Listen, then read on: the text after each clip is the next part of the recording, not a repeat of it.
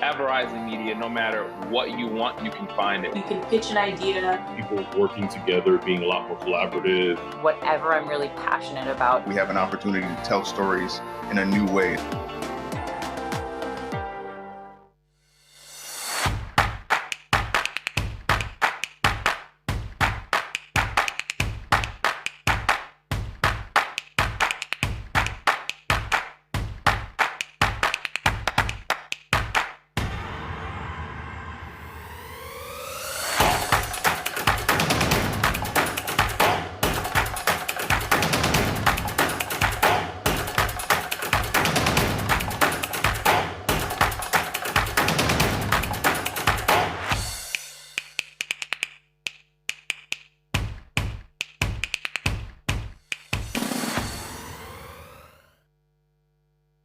Welcome to a world you didn't know existed, where millions travel daily to do what they love,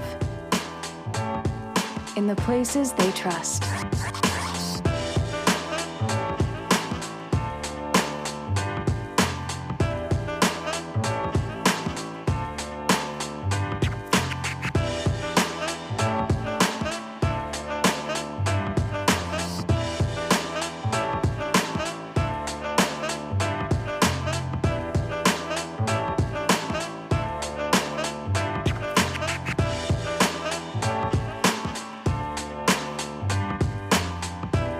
Connect with audiences in captivating ways.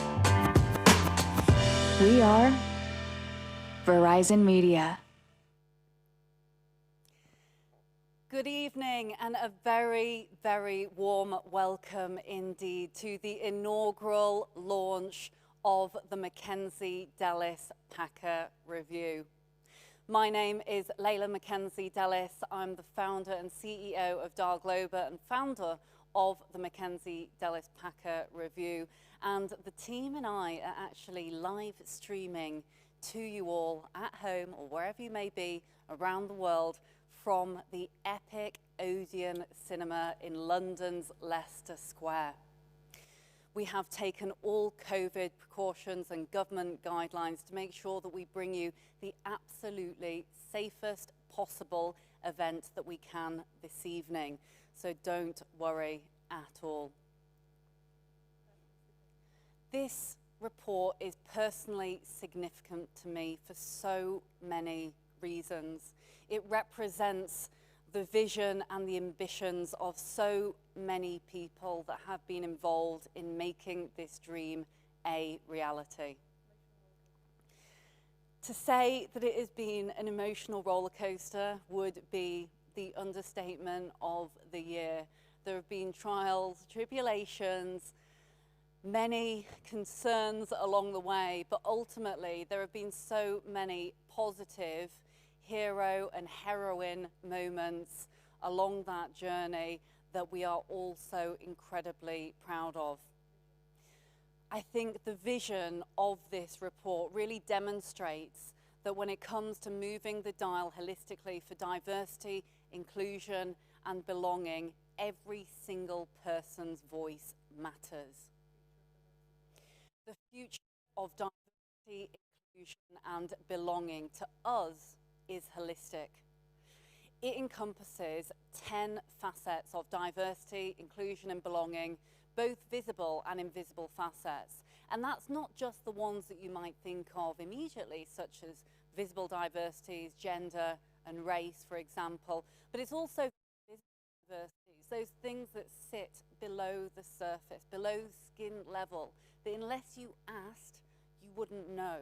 And so when we looked at creating this review and this report, we looked at those holistic 10 facets, and we really looked at the intersectionalities between all of them, because as I'm sure each and every one of you, people sitting here today or at home or wherever you may be, there are a number of those facets that really make up you as a human being. This year has been a phenomenal one for many good reasons and for many which have been challenging for every one of us around the world. This has been the year that will always be remembered as that of coronavirus, that of the Black Lives Matter movement, following on from the tragic death of George Floyd and so many others. We, in particular, because of this year and because of our healthcare professionals and those that have really served our country and the wider world in times of need, we want to look and recognise the NHS and other public service bodies in this report and look at how they compare and contrast with the other PLCs and private organisations that have been involved in this review. There are so many people that have been involved in actually making this pipe dream, which is what it was many, many months ago, a reality. And on our journey to getting to where we are today, we enlisted the support of a host of individuals. They included a review committee made up of some of the most generous and incredible leaders that I have ever met in my career to date. You all know who you are, and we appreciate so much the contributions of each and every one of you. Next steps, we enlisted our two co-chairs. They are two of the most formidable people I've met. They are Ben Page, who is the CEO of Ipsos Mori and also chairman of Dial Global, and Lord Simon Woolley, who we're going to be hearing from tonight. Lord Simon Woolley, CBE, the founder of Operation Black Vote, and also the chair of the McKenzie Delis Packer Review. I also want to give thanks to a fleet of bright young students that we enlisted upon our journey and on this mission to making this a reality. These bright young students, these future leaders, generously gave us their time, their help and their support in order to collect the data, author various parts of the review, and their willingness to step up to the plate was really recognised and will be remembered for a very long time indeed. 79 organisations took part in this inaugural review. And we thank those individuals for taking part, because we know it's not easy to put your head above the parapet, especially within that corporate environment. It wasn't an easy journey, and to stand here and say it was would be absolutely not right. We had many doors closed on us. We asked many questions. I personally picked up the phone along with my team, asking, even begging at times, organizations to get involved and to fill out this review, because it meant so much to us and to those future generations of leaders. It was no easy task, I can tell you, badgering blue chip organizations, but there were so many household names that did get involved, and we want to recognize those leaders and those organizations that stepped up voluntarily of their own accord and got involved in this momentous year. Our mission for years to come is for this report to be the standard report for all facets of diversity and inclusion in the UK and in the wider world. It is the only report that exists to this day as we know it that looks at all those 10 facets, and that is one of the reasons why it is so incredibly special. We want organisations to use this as a diagnostic tool. It's completely for free, it is for charity. You can do the diagnostic and look at where you are performing really well and look at areas that you could really improve when it comes to diversity, inclusion and belonging reporting. We are so proud of everything that has been achieved. I'm going to try not to get too emotional this evening, because honestly, everyone who's been involved, the team in particular, have just been absolutely superb, especially given the pandemic. We are actually here doing what we set out to do. I want to make a special point about this glorious venue that we are in, because when I chatted to Susie Welsh, who you're going to hear from later this evening, about the idea of the evening, she was really excited and really enthused, and we had these grandiose plans of this 800-person Odeon cinema, the flagship Odeon, the largest one in Europe, being filled of people, filled of diverse and inclusive faces from all of the organizations taking part. As it happens, it is a few of us who are rattling around, but in an incredible environment. We want to give you that feeling of being sat here as close as we possibly can this evening so that you can enjoy yourselves from the comfort of your home or wherever you may be tonight. So sit back, enjoy. If you've got popcorn at home, do get that out. Pour yourself a nice glass of water, wine, whatever your preference, and enjoy this evening. We've got so many great things in store for you. We're going to be watching the event of the evening, which is the film. We've also got the behind the scenes. We're going to be announcing our top 25 performers around all 10 facets of the holistic dial. And we're going to be hearing keynote speeches as well from Lord Simon, from Ben Page, and also up next, the fantastic Susie Welsh, who is Group Chief People Officer for the Odeon Cinema Group. Thank you.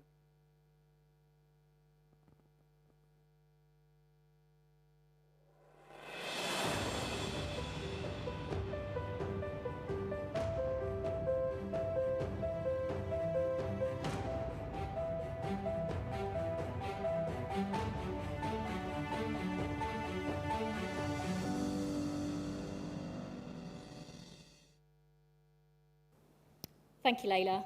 Hello, everyone. I'm Susie, and I'm the Chief People Officer for Odeon Cinemas Group. Welcome to our cinema, Odeon Lux in Leicester Square. And we are really, really delighted to be hosting you in the main screen, one that has hosted many premieres over the years, and this is no exception, albeit with a slightly virtual audience. We are very proud to be hosting the launch of the McKenzie Delis Packer Review and being part of this evening alongside you all. Diversity, inclusion and belonging is really incredibly important to all of us at Odeon. We've worked hard to put effective actions in place as part of our Incredible Differences plan over the years, and we want to ensure that both our teams at cinema level and in our support offices feel a sense of belonging and feel part of our team. Taking part in the McKenzie Delis Packer Review has really given us food for thought. The questions asked and our responses made us think. We have continued to look for opportunities off of the back of filling that report in to ensure that we put the right things in place to move us forward as a business. We want to ensure that our colleagues feel like they are part of a culture where we have the best and most diverse and inclusive organisation. I have no doubt that we'll continue to learn from the McKenzie Delis Packer Review and take some best practice and learning from some of the organisations that we are going to hear from over the course of this evening. I know that we still have some areas where we can be better too.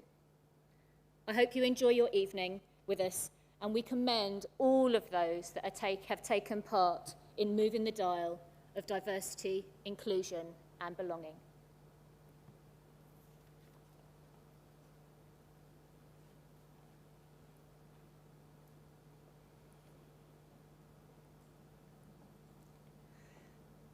Thank you so much, Susie, for those words, and again, for giving us this opportunity to be in such incredible surroundings.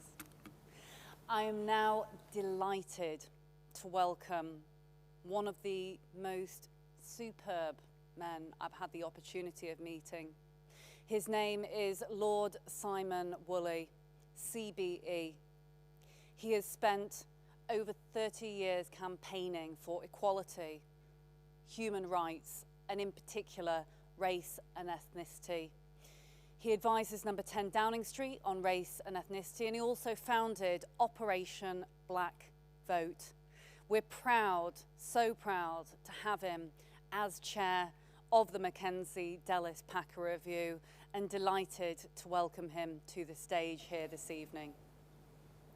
Thank you very much, Layla.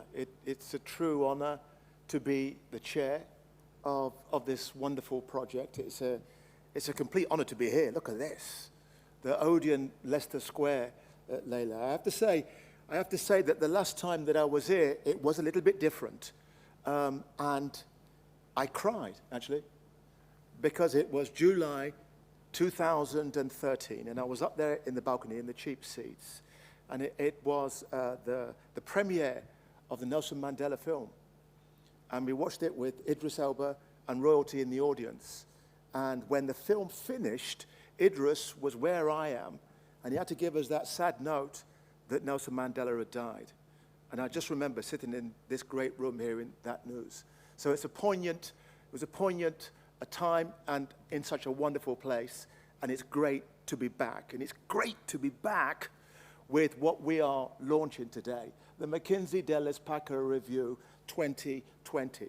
And as you said, this is a groundbreaking launch. We're here to change the world. And I'm glad that so many people, not just in the UK, but around the world, are here to celebrate this launch with us. My name's Simon Woolley. I'm an activist fighting for social and racial justice.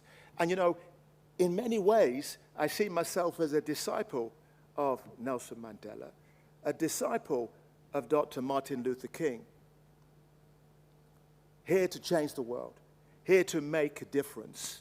And so I really appreciate the team at McKenzie Delis Packer. I see them as activists, and I want to pay tribute to those behind the scenes that have brought us all together, virtually or actually. And I want them to come up on the stage, socially distanced. Rebecca, Jody, and Layla, can you please just come forward so we can all see you, please? Give them a round of applause. These are activists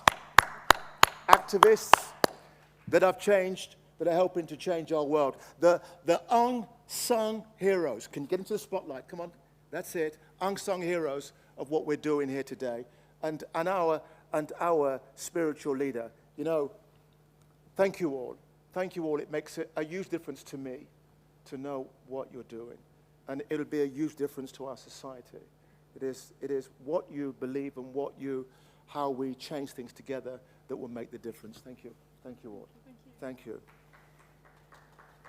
You know, Layla said that, like my hero, Dr. Martin Luther King, that she had a dream. A dream to ensure that regardless of the color of your skin or your sexual orientation, your age, that you can be whatever you want to be. That you can be a CEO of all these top companies. Designing, creating, producing. She had a dream.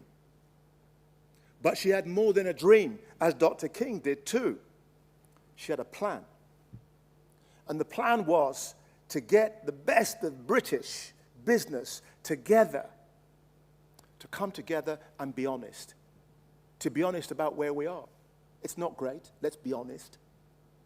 But when you lay bare the truth, when you lay bare those, as some people have said, uncomfortable truths, and say, together, we can make this look different.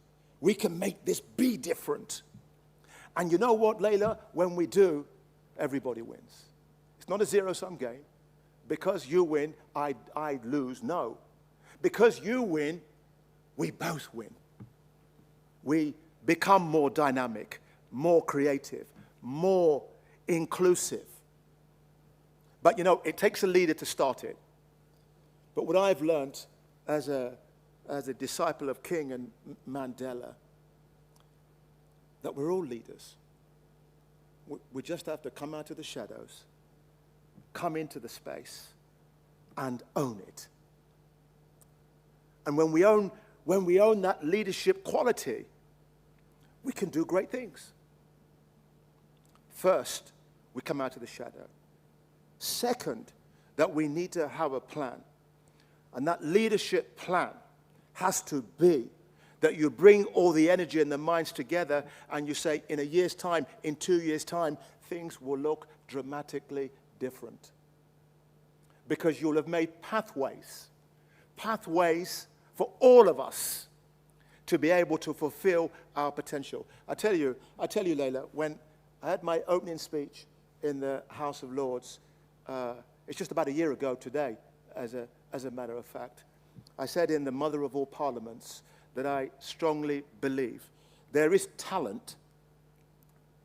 There is talent in every street,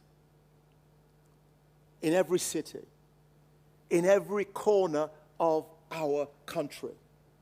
Our role, Layla, our business leaders' role is to open up pathways so that talent can fulfill its potential. At the moment, we think that potential only resides within the public schools or the best universities. No, it doesn't. It resides everywhere. But we need to open up the obstacles, pull down the obstacles, open up the pathways, let our talent flourish. And when we do, we all win. I forgot to mention my fellow chair, Ben Page of Ipsos Mori. He's a good guy. He's a great guy. And we're working together with you. I mean, I know you're a bit bossy. I mean, but that comes with the territory. Layla, it is a great honor. It's a great honor to be part of this journey.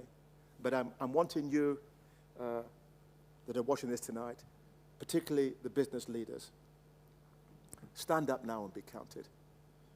Own the leadership role. And together we'll make a difference. Thank you all very much. Thank you, Layla.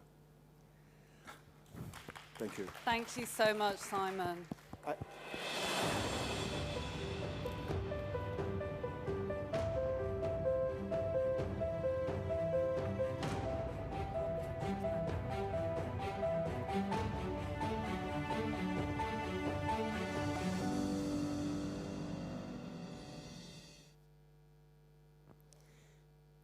Wow. What an amazing speech from Lord Simon. I actually felt myself welling up a little bit. And Simon, I know that you were keen to rise from the from the organ here, lit up in purple, with smoke coming out at the same time. I think it definitely deserved that. But thank you so much. You are so kind. You are so generous. You are an inspiration to all of us and those on the review committee. So thank you. We're going to hear from Ben Page, who is co-chair, sitting alongside Lord Simon. Ben is the CEO of Ipsos Mori. He's the honorary chair of Dial Global. He also does a number of not-for-profit pieces as well, including being trustee at the Centre for Ageing Better. So over to Ben, as Lord Simon introduced him just a moment ago. Thank you, Simon. My name's Ben Page. I'm the co-chair with Simon of the MDP Review, and I'm also the chief executive of Ipsos Mori. We are all about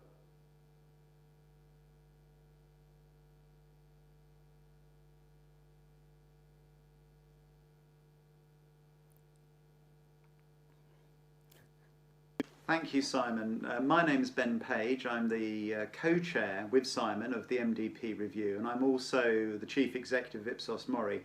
We are all about what people do, say, how companies work, how culture works, fundamentally about understanding people. So I was delighted when I was asked to do this. I did wonder why a white middle-class guy like me might be asked to chair something like the MDP Review. And apart from being obviously fascinated by data and getting data right, which is has been extremely important to us in terms of understanding this, actually we all have our own stories, and running a very large, diverse company, we have 120 different nationalities at Ipsos Mori, people from extraordinary backgrounds and extraordinary places. And I think the events of 2020 and the Black Lives Matter movement after the murder of George Floyd in America means that 2020 has been a pivotal year. And I think businesses like the one I run, but businesses all over the Western world, quite frankly, are changing. And we need to do more to recognise the importance of diversity and inclusion. And that means everybody. We all have our own stories, our own challenges, and you know, I think that really, really matters. It's not just like what people look like on the outside. It's also about their values. And you know, what I'm trying to do at Ipsos Mori, and I've stayed there for 30 years so I can achieve it, is to make it into the sort of business, the sort of place that I would like to feel comfortable in. It's challenging because I joined in 1986, and what I thought in 1986 was the sort of place I wanted it to be, and it certainly wasn't then. I hated it. It's one of the reasons I've stayed to change it. But it's interesting, of course, the 25-year-olds who now work for me, they want something else again, and so these things are all changing. So it's really, it's great that everybody's here. The MDP review tries to really lift the lid on where large organisations in Britain are, not just on gender and sexuality, disability, but also on a whole range of other issues that are far too neglected. Ageism is something that I'm particularly interested in as a 55-year-old, and I'm a trustee at the Centre for Ageing Better, but we need to look at all of these dimensions, to look at diversity and inclusion in the round, and so the MDP review is the first thing to try and do that. I'm really pleased to unveil the first edition and grateful to everybody who's participated, and I'd now like to hear from some other leaders that wanted to share their messages of support for this review. But thank you. Thank you so much, Ben, and I hope that you're enjoying this evening, because I know that you're going to be watching with great gusto and enthusiasm. As Ben said, we're going to be hearing from some very special leaders indeed, and I want to give my personal thanks to the Co-op, to Walgreen Boots Alliance and Boots in the UK as we know it, additionally to NatWest. Their leaders, who we're going to see in just a moment, very kindly wanted to offer their words of support for this evening, for everyone involved and for our first year. Thank you. I'm Helen Cook, Chief HR Officer at NatWest Group. It's both pleasing and reassuring to see so many of the country's largest employers contributing to this review and comprehensive report, which addresses all aspects of diversity and inclusion. This report creates a really useful roadmap to ensure diversity and inclusivity is a priority for all businesses, and I am sure we would all recognise its criticality for business success. At NatWest Group, we are led by our purpose to champion potential, helping people, families and businesses to thrive. And that's about giving everyone, every colleague, every customer, every community, the same opportunity to grow and get ahead. Building a healthy, inclusive and diverse workplace is vital to our purpose. I'm Helen Webb. I'm the Chief People and Services Officer of the Co-op. I've been here coming up for 7 years, and I look after all of our HR teams and also our business service environment. So I've got roughly 1,000 people. I think the review is really important because I think, first of all, the level and the quality of the data. Because I think that tells such a story no matter which facet you're looking at, and I think that's incredibly important because then you can judge yourselves against others and see, because of the questions, you can see where you're failing. So I think that's fundamentally important. I think then when you look at the people who've reviewed it, there's some amazing insight then about, you know, what options you might have, what recommendations might be. And therefore, you don't just have to take the data and say, okay, we're not doing a great job on this particular facet. There are then ideas about what you can do. And I think because you then recommend actually which companies are really succeeding, you've then got options of making contact to say, what are you doing that's really working? We're really struggling here in gender, so what would you do? Or we're actually successful in gender, but we're failing when it comes to sexual orientation. So what can you do to help us and support us? So I think you can come at the report, it's accessible in very different ways, and no matter where you are in your diversity inclusivity journey, there'll be something you can take out of it. So I think being part of this MDP survey is unbelievably important for three reasons. The first one is it gives us a real sense of how are we doing in terms of this incredibly important agenda. The second thing it allows us to do is to benchmark ourselves against other organizations, not just in the UK and Ireland, but all over the world, to say, how does Boots stack up against those organizations? And finally, it helps us to get some really good learning from other companies who've done great work in this area. I'm incredibly pleased and proud that we're one of MTV's top scoring companies in this area. That doesn't mean that we don't have a lot of work still to do. What I hope that we're going to be able to do in the coming year is to really focus on one or two areas, particularly racial equity, where we can become a pioneer and a real tip of the spear in the way that the corporate world reacts to the challenge of diversity and inclusion, and making sure that we are absolutely at the forefront of it. I'm personally very committed to it. And as you know, as a group, we're incredibly committed to it, not just in words, but also all of the senior leadership's bonuses, including mine, have an element which is how well are we responding to this challenge? And I fully support that as a way of driving real change. So I'm Steve Morels. I'm the CEO of the Co-op Group, father of 3 wonderful, beautiful children. For me, it's as simple as trying to make sure that everybody that walks through the door of this organization has an equally fair chance of being successful, being better than they ever thought they could be. That whether you're black, whether you're white, whether you're Asian, whether you're female, whether your gender is different in terms of sexual orientation, that actually everybody comes in the belief that if they work here, they'll get noticed and they can make a real difference. Absolutely encourage any leader to get involved with the McKenzie Delis Packer Review, because it's going to make such a difference to the way they run their organization, the way they can influence other businesses. And it's absolutely what people are looking for when they look for a business of real purpose and change.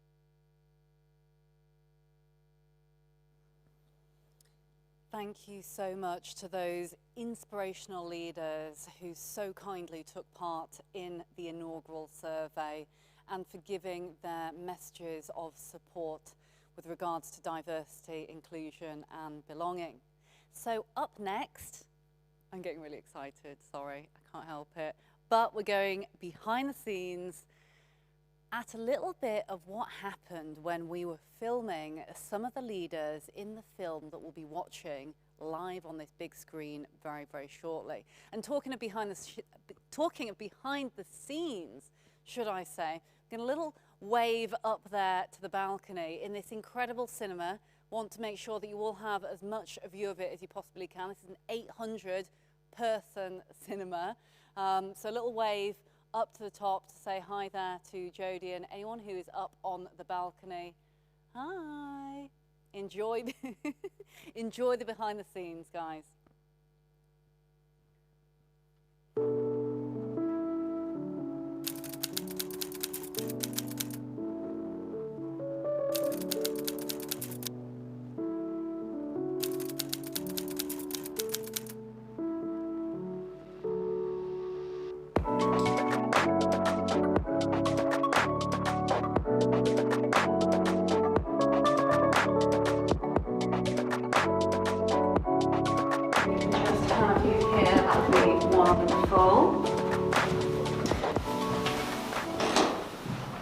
Perfect. To make the short film kind of really human and as real as we can.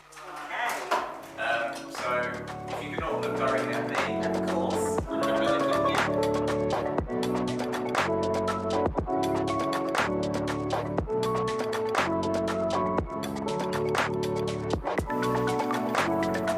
To look like a really boring review. You want it to have colour and to represent intersectionality and the future generations of leaders. So we want it to kind of, through the report I suppose, we've got quite a lot of kind of street art and things like this. But it's like, tell us, who are you and what do you do and how did you come to be where you are today? So I think particularly within a work environment or an organisation, I was constantly second guessing the value that I brought, constantly second guessing if people were judging me just because of the way I looked or who I was or my background. So at that very point, I felt as though, did I belong here? Was this career the right path for me to take? Even though I was 6 when I wanted to go into law. So I wanted to make sure that nobody else had to feel how I felt. And one thing which you picked up really beautifully a number of times was this kind of piece around kind of collective responsibility. It is about collective responsibility. How do we make it seem not just purely an HR initiative for those that do think it is, into it being something which is collective, it's board-wide. Like you say, you're taking it to the board, you're taking it there, so it's got that importance and that visibility that it should have, we hope, in lots of other organisations. You know, I kind of like the question, what does diversity, inclusion, belonging mean to you? Because it means different things to other people. That's actually quite nice, because I'm sure everybody has a slightly different take on it, don't they? Absolutely, and that's the whole point. It's actually everyone can be diverse. Everyone has a different perception of it. So, you know, and the thing is, there is no one definition. That's the big thing. There is no definition, because what it means to be different, what it means to be own. Absolutely, and everyone can truly be involved.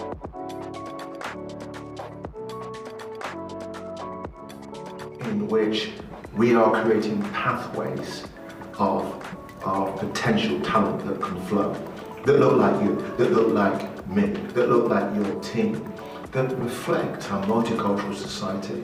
We, as a nation, become a beacon of flourishing diversity, at ease with itself, being creative, being dynamic.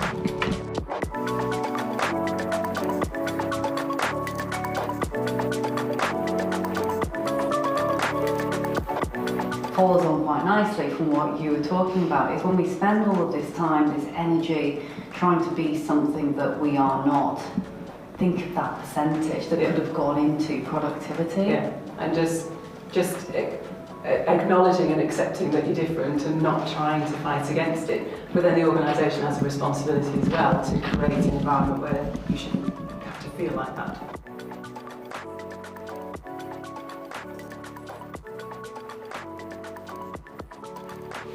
When you asked me to do this, I was sitting there thinking, well, we actually got much to say around this, you know, is it enough? And then when you actually dig into it, you think, oh, actually, we have done more, we've done more than we think we have. You know, we want it to be kind of real people, real stories, you being yourself when you're being your fun self, and kind of, you know, it isn't just the corporate facade. Do you know what I mean? That is what we're after.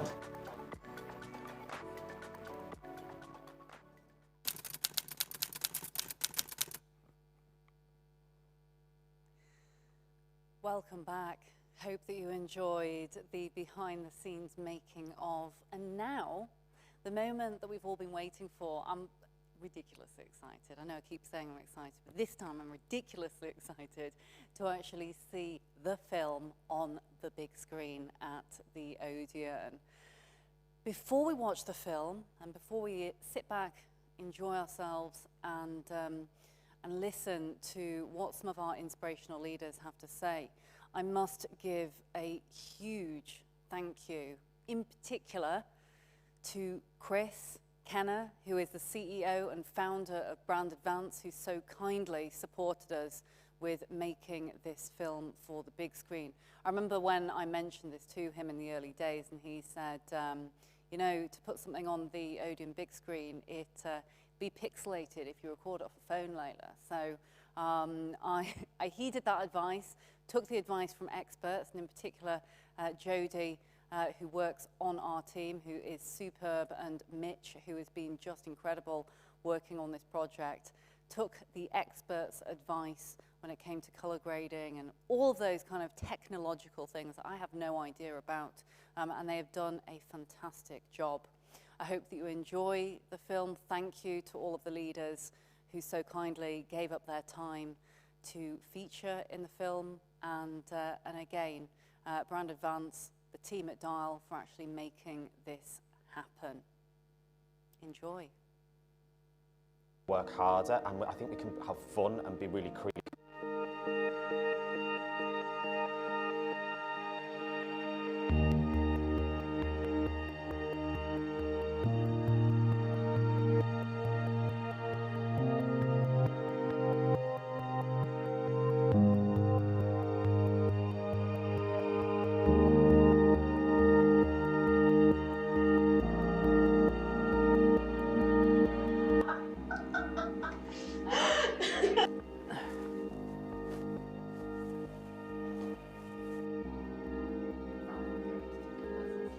Can I just take a 2-minute break? Sorry. Is that okay?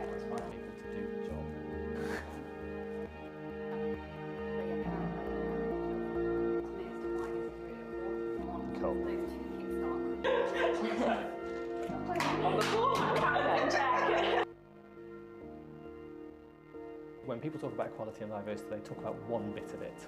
So they talk about you as somebody from a BAME background, and that might be important, but it's probably not sufficient because none of us are defined by one characteristic. I can have many identities, be many different people, all in one, and that's okay. That's who we are. There are so many assets to me that is so unique to any other person, and I sort of think that is what diversity is.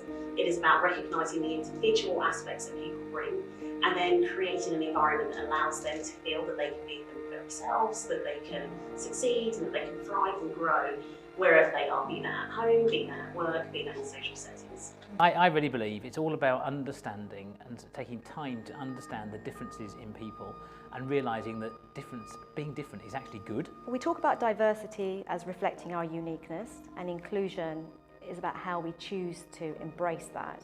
But the reality is it means different things to different people. Diversity and inclusion, and what it means to me is, do I know everybody well enough? D&I is incredibly important. I think from the moment I was 16, being told by a careers advisor that I shouldn't go into a legal profession because it's a white-dominated and a male-dominated profession.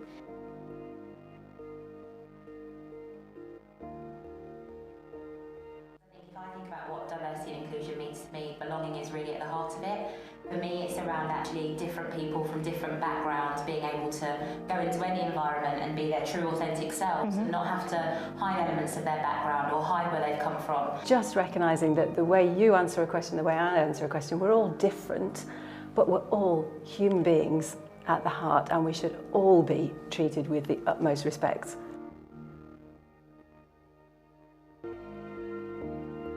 I think there are two facets I would just pick up that really helps. It's how we engage with our colleagues. It's the way that it's not just about surveys, it's about team engagement, it's about individual engagement and making sure people behave and make choices that are right for individuals and not just the teams and not just the firm.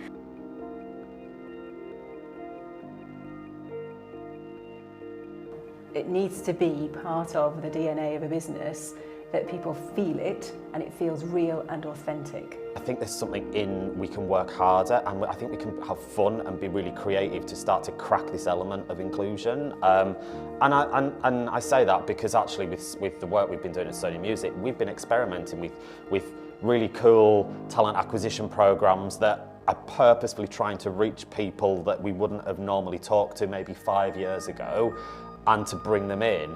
Because we've got a really broad, ethnic, diverse workforce. How can we train and develop that pool of population to be the talent of the future, to give them the opportunity? That's got to be where it lies. So it's so important not to group people into these mass categories and just simply say all black people experience life in this particular way, or all women experience life in a particular way, etc. It's really important that we take the time to listen.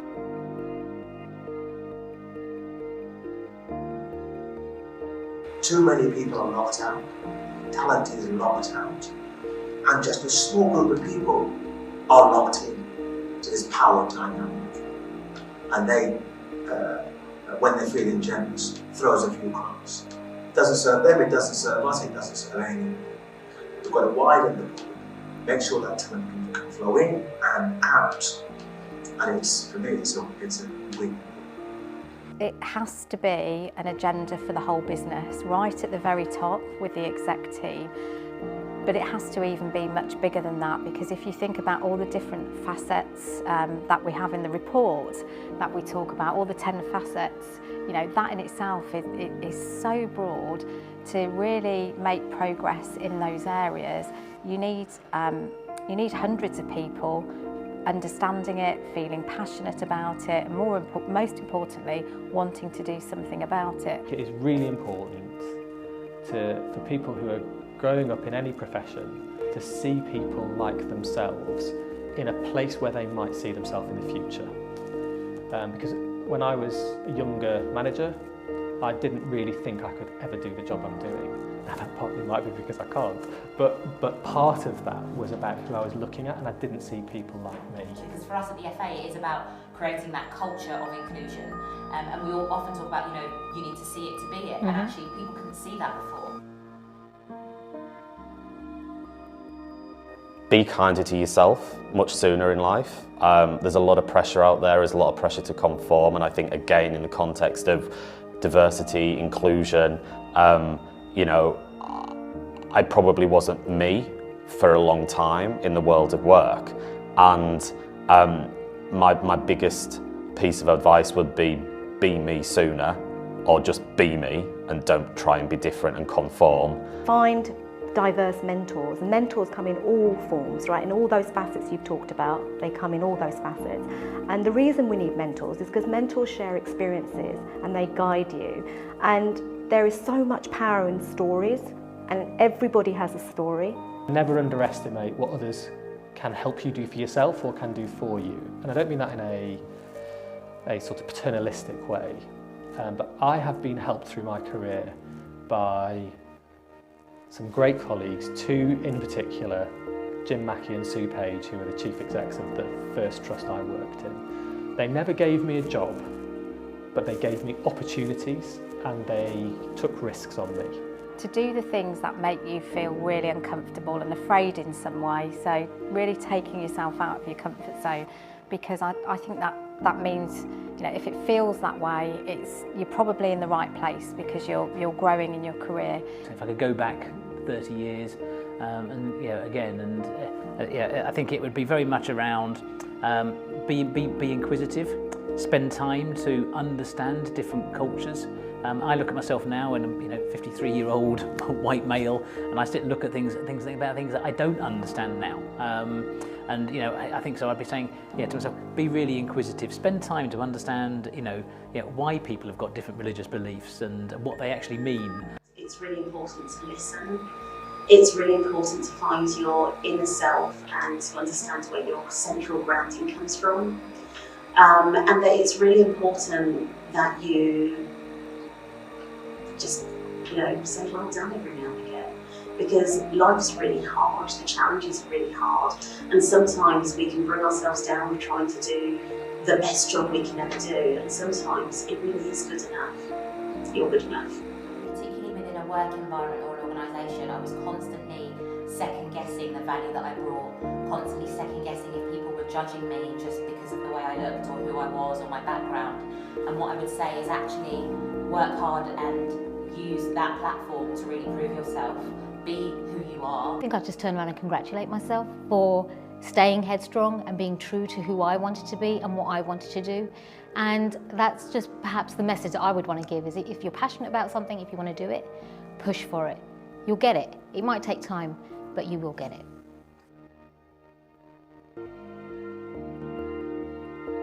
Taking all 10 of the facets of the report to say, how do we now use that in studio to really give us conversation on each of those starting to develop. This is a journey we have started, but we're probably nearer the beginning than the end. We've done a lot of work around mental health. That's been probably an area we have addressed. We're starting up some forums around sexual orientation, ethnicity, religious beliefs, etc. Some of the things that we're really focused on is how we can be best practice and market leading. And so, for example, our family care policies, which we introduced just over 18 months ago, they are global, and it affords anybody that starts a family, however they start a family, 6 months full pay. And then once they've finished that period, they also have a 4-week phased return on full pay, and that's really important to help the transition back into the office. One of our plans right now as well is, we know there's lots to do, but there's also, we've got to hold our nerve as well with what we've already done, and realise that the change and what we've got to do is not going to be achieved overnight. And so just because we're not seeing the big transformations yet, we've got to trust in that some of the steps that we've taken, and as a result of this report, is giving us the gusto and the energy to keep going with that as well. I think that's the piece that for me is really, really cool with this work, is it's giving us benchmarks, it's giving us inspiration, and it's giving us kind of focus to keep going. And so steps that we've taken and will continue to take and evolve for me are around things that we put in place around education. You know, it's things that, again, it's like, just because we've not seen the biggest shift doesn't mean that those pieces of work we've done over the years aren't the right things to do. We've just got to hold our nerve. So helping people understand all these different facets, but doing it in a way that people are having dialogue about it. It's not about just tell and walk out of a room anymore. And so that's one of the steps that we started, will continue to evolve, is creating a lot of connection in Sony Music around understanding education, but then also getting people to connect globally on different facets again. So we've been on a journey since we started publishing our data back in 2014 and 2016, and we're really proud of how we've evolved, not because we hold ourselves accountable to the external world by publishing data, but also setting targets. And I think a lot of our activity is centred around 4 big pillars: leadership and culture, recruitment, retention and engagement, and then progression. And we have initiatives and interventions to be able to knit these things together so that we can ensure that people get the support through their careers. And that's all centred around accountability, inclusive leadership and equal opportunity. So I'm really proud of how far we've evolved, and we've got some ways to go, and it's all about speed now. When I think about what do we want to see in the future of diversity and belonging and all that together, it is a society that is at ease with itself, with its history, good, bad and ugly, with its present, this journey of learning, of laying bare uncomfortable truths, seeing all the talent, and then going forward, in which we are creating pathways of potential talent that can flow, that look like you, that look like me, that look like your team, that reflect our multicultural society. We, as a nation, become a beacon of flourishing diversity, at ease with itself, being creative, being dynamic. We've recently published a code of governance for county FAs dealing with anti-discrimination policies. And then we're looking at the women's game and how we can make that more accessible. You know, women's football is increasing in popularity massively, and more women and girls want to be involved in football. So we really are keen to make sure that it's truly accessible to women and girls, and in fact everybody that wants to play football. So that's a real main driving factor for us at the moment. The NHS has taken many steps towards improving race equality in the service, but we've still got an incredibly long way to go.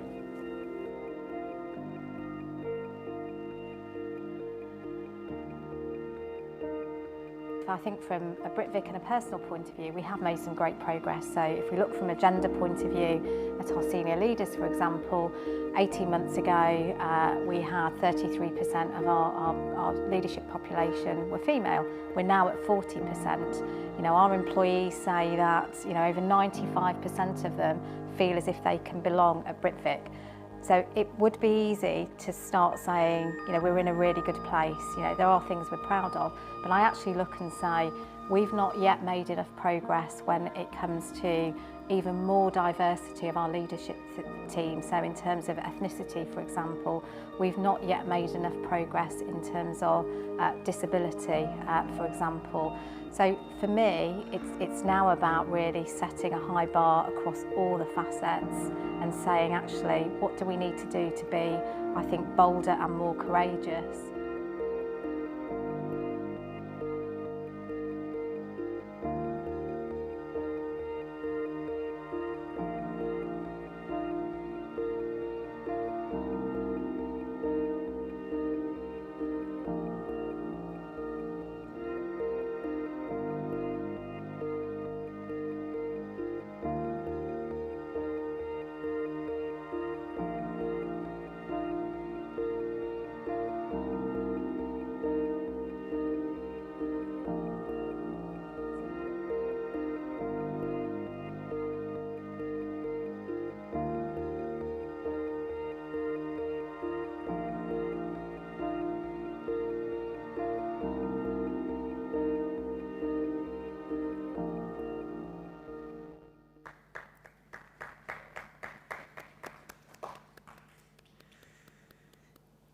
So lots of applauses in here tonight. Obviously, it's socially distanced applause, so don't worry if you're thinking about COVID guidelines at home.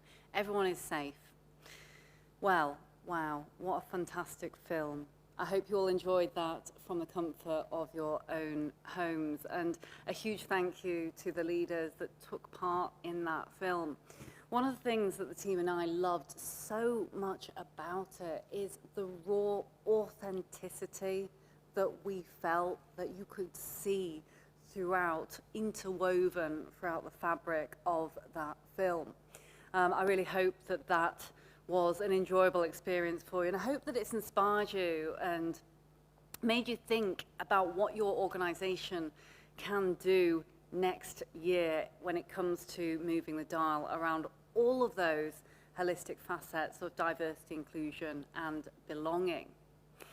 Next up, we're going to hear from two of the brightest young students that I've had the opportunity to meet along this journey.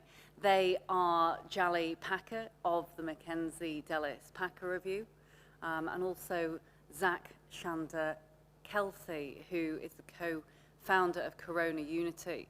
Had the opportunity to meet both Jali and Zach whilst we were working on this project, and I know that Jali has done some fantastic things with the charity Upreach. He's got a new job at McKenzie, which is wonderful. Upreach obviously is the charity that we wanted to support in particular with this review, and they're all about giving opportunities to underprivileged youth and really sending the lift back down. So regardless of whatever your background is, actually, there is hope, there are dreams, there is aspiration.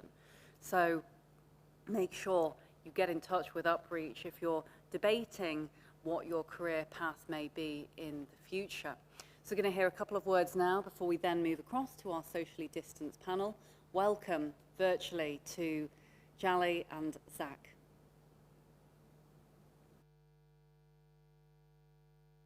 Hi, my name is Jali Packer and I'm co-founder of the McKenzie Delis Packer Review.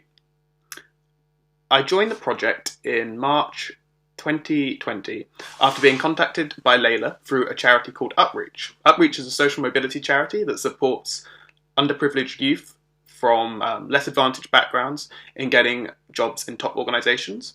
And I was supported by Upreach throughout my time at university, and they were instrumental in helping me secure my graduate role. And the reason I decided to get involved with the McKenzie Delis Packer Review was because I saw a real opportunity for us to provide organisations with a tool, with a diagnostic that they could use to improve their diversity and inclusion efforts. So rather than just giving a scoping sort of report on how a sector is looking, we're actually giving organisations the means to improve and a way of actually progressing in the workplace. So I'm really pleased with the outcome of the review. It's been a massive learning journey for everyone involved, and I'm looking forward to supporting it in coming years. Thank you especially to our research partners, to Ipsos Mori, to EY, and of course to Dial Global for commissioning this amazing project. I'm Zach, co-founder of Corona Unity, and we're a cross-university student-led consulting organisation with over 100 student volunteers. Established with the mission to help third sector organisations in the wake of COVID-19 and to create opportunities for students to work on real client projects. Students all over the globe are looking to join organisations that are inclusive in every sense of the word, and we envisage a future where everyone is valued for their talent, mindset and experiences regardless of who they are and where they come from. This is what drove our involvement with the McKenzie Delis Packer Review, and I would like to thank all the students involved in the two work streams. In addition, thank you to Bonnie Sim for leading the literature review team with passion and drive, and thank you to Alicia Uka for leading the company outreach team with determination and perseverance. We couldn't have done it without the students' passion for diversity and inclusion. And with this in mind, we encourage organisations to embrace diversity and inclusion with McKenzie Delis Packer Review, because together we can create workplaces that are welcoming to all and productive for generations to come.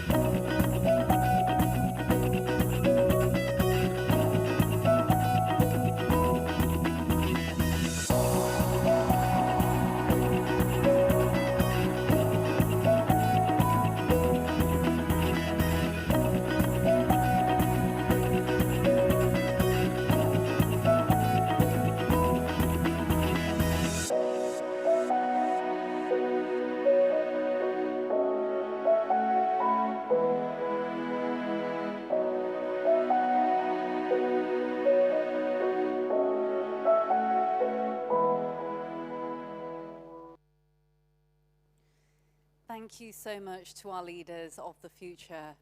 And now for the next part of our evening, I'm delighted to welcome to our socially distanced stage 3 of the most inspirational leaders that are joining us on our top performers panel. And I'm now worrying that I've kind of given away a little bit of what's also in store for later this evening, where we'll be announcing our top 25 performers across all of the 10 facets. But without further ado, I'm delighted to introduce you to our next session.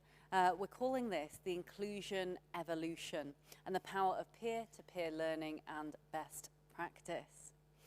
I'm joined on the stage here by Edleen John. Now, Edleen is very new to the FA, so many congratulations on the new role, Edleen. Edleen is International Relations Corporate Affairs Director and co-partner for Equality, Diversity and Inclusion at the Football Association. Also joined by Anna Purchas, who I know we need to be congratulating on a promotion as well. She's currently People Partner at KPMG UK, so we'll be hearing from her about this new promotion very soon. And another new promotion as well with Pauline Miller, the fabulous Pauline Miller from Lloyd's of London. Pauline is the Head of Culture. So welcome, ladies, to the panel. It's a pleasure to have all of you here this evening and to have your fantastic voices and inspiration talking about what diversity, inclusion and belonging means to you and how we can drive this forward. And by the way, you're all looking absolutely gorgeous as well. So before we get into the nuts and bolts of the conversation, I think we'll just start off for everyone at home who doesn't know you as well as I do, a little bit about you, how you came to be where you are today, and what diversity, inclusion and belonging means to you. Albeit I know we've seen some of you in the film already, so if I'm repeating myself, apologies again. Edleen. Oh, wow. So that is a broad question. So for me, in terms of the journey thus far, so by background, my family are from Sierra Leone. I was born and bred in southeast London, come from a low socioeconomic background, was lucky enough to get a place at Cambridge University and then decided to enter the world of investment banking. I was actually sharing with Pauline earlier. I then moved into insurance broking. And was lucky enough after that to enter into the world of HR, where I've focused a lot of my time particularly on the diversity, inclusion and belonging space. I've worked at a suite of investment banks, also at other big 4 firms. So I worked at KPMG and recently, as you mentioned, joined the FA to lead the International Relations, Corporate Affairs and co-partner for Equality, Diversity and Inclusion space. So it's been a whirlwind of a journey. I've worked across multiple industries, but that's been hugely beneficial for me because it means I've been able to see diversity and inclusion and what it really means in practice within organisations. And so what it means for me is being in an environment where being yourself is good enough, being in an environment where managers and leaders genuinely support individuals and the diversity that they bring to the table, the diversity of thinking, the diversity of voice, but also recognise that actually people are different, and a space where that is valued and respected and truly heard are the types of organisations that I enjoy working in, working with, working for, and I think that there's scope for all of us as organisations to really grow and develop in that space. Thanks so much, Edleen. And Anna, congratulations on the promotion, first and foremost. Tell us a little bit about yourself for those who are at home. Oh, thank you, Layla. Brilliant to be here today, and as has been said, learning together, because that's the power of a report like this. Yes, I'm changing roles. I'm changing from being our head of people at KPMG to our London office senior partner, so representing this wonderful city that we're in, that I'm so proud of. In terms of my background, well, I've always lived close to London. I'm a vicar's daughter, so that was important to me growing up. Being a vicar's daughter gives you an amazing insight into the world. You have sherry with the lady of the manor one day. The next day, you have people banging on your door needing help in the middle of the night. So you get a full understanding of society, and that has been part of me. The other key thing about me was my father was a vicar. My mother wanted to be. At the time, you couldn't be in the Church of England. So I grew up with a campaigning family in London protesting for the right for women to become priests. In terms of what that meant for me growing up, it meant a passion for equality. I became an accountant, which was something nobody in my family had done. Passing Maths A-level was a shock to my family. And I stayed at KPMG for all my career. So I've been at KPMG since the last century, first as an auditor, then in the world of M&A, then I moved to COO roles, always passionate about the people agenda. So for the last 3.5 years to have been head of people at KPMG in the UK has been a privilege, and now I'm really excited about what I can do for the London community.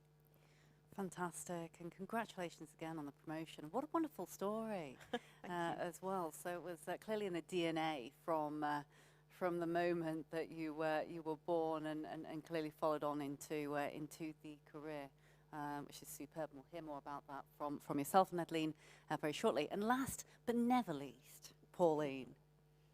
So I'm Pauline Miller, and I am Head of Culture at Lloyd's of London. So that's Lloyd's, the insurance market, not the bank or the pharmacy, but you never know, I might make it there someday. I did come out of banking, so I also worked in investment banking and then moved across into the insurance sector. But unlike my co-panelists, I've always wanted to be in HR, and since the age of 14, I know that sounds a bit odd, but I really enjoyed the HR work experience that I had at the London Stock Exchange, and that led me into wanting to move into HR. So I've been in diversity and inclusion for at least 15 years now. That makes me feel old. I'm not. Honestly, I'm not. But I've been in D&I for a while, and over the last 2 years at Lloyd's, we've been on our own cultural journey, and that has led me to taking on a new role of Head of Culture, which means that we'll look at both diversity and inclusion and well-being, culture and engagement, and also looking at our responsible business efforts as well. So a journey, I would say, and one that I hope to continue to be on for a while, not because I think that we can't make progress, but certainly because what really engages me with the work that I do is how much you connect with every single person. Everyone is so different, and everyone brings something unique to the table, and I never like to put myself into any one box. I really like to think that if you want to talk about my background, I may talk to you about being a black young girl, I may talk to you about being a teenage mum, I may talk to you about being the first in my family to go to university. There are so many different things, and I don't want you to pick one thing. Thank you so much, and for all of you for sharing a little piece of your journey. It's so exciting. I'm getting imposter syndrome actually sitting with the three of you here. First of all, you're all in these fantastic new roles, and second of all, you know, the career journeys have just been absolutely epic. So I know your companies, if I'm sure are watching right now, should be very, very lucky indeed to have you. So let's get into the nuts and the bolts of the conversation, because obviously we're talking about the inclusion evolution, and you've all made reference here to this being a journey. This is a journey, this is a movement, it is something that will never be finished. So first question is all around intersectionality, and obviously this is what the report is about. It's about those eclectic 10 facets. It's not those one individual things that make us up as individuals. We are not just female, we are many, many more things. What does intersectionality mean to you? And why do you think the organisation should take more of a holistic approach to diversity, inclusion, equity, belonging? Yeah, so I'm happy to start. So for me, intersectionality is that absolute recognition that we are all individuals. So I'm not just a female, I'm not just black, I don't just have long-term health conditions, I'm not just from a low socioeconomic background. All of those various elements factor into who I am, the experiences I've been through, and therefore who I am in a work environment or who I am in my day-to-day life. And I think for organisations to truly get the benefit from individuals and to really bring out that diversity of thinking, we have to respect the fact that people come with multifaceted backgrounds, multifaceted experience, and each of those bring value. So for me, the wonderful thing about this report is it's the first time where a multitude of elements have been brought together for us all to learn from, to recognise, to understand, but also to look at how we drive forward. And I think that is a critical element that many reports haven't done before. We've had reports focusing on one strand of diversity or one element, and actually individuals are not just one part of who they are.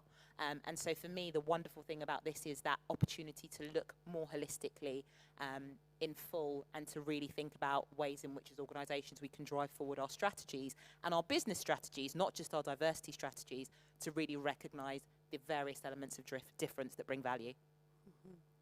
I love the way that you interweave personal with business there. And I think the beautiful thing about all of you sharing your stories here, as you so kindly have done, are they make others want to share their story. Straight away when you're talking about your background, I want to say, well, you know, I'm a Chinese female, but I feel more British. I was adopted by two of the most amazing parents who are white British as well. And so there are so many things that make all of us up.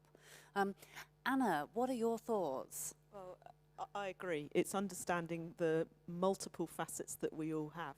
And if you don't spend time doing that and encouraging people in your organisation to do that, whether that's bringing your network groups together to do it, or as leaders talking about what makes you you, you're missing a trick, because you have to understand the different elements of people. And if you want to drive change fast, you have to understand the lived experience of the people working for you, so you can help everybody develop and reach their full potential. So it's key to focus on intersectionality. Mm-hmm. I love what you say there about the lived experience piece, because we can't all have lived experience of absolutely everything. And in particular, when it comes to obviously what we've seen with the Black Lives Matter movement and with the tragic death of George Floyd, many people were making these references, and it's like, well, you know, if you don't have the black lived experience, or you don't have the female lived experience, you don't have the Asian lived experience, how can you possibly say? It's that empathy, as you say, Anna, to really look at the lens as best as you can, educate yourself, and look through that from another person's point of view. But you cannot be that unless you are that. And it's not just listening to the lived experience, it's then understanding it and valuing it.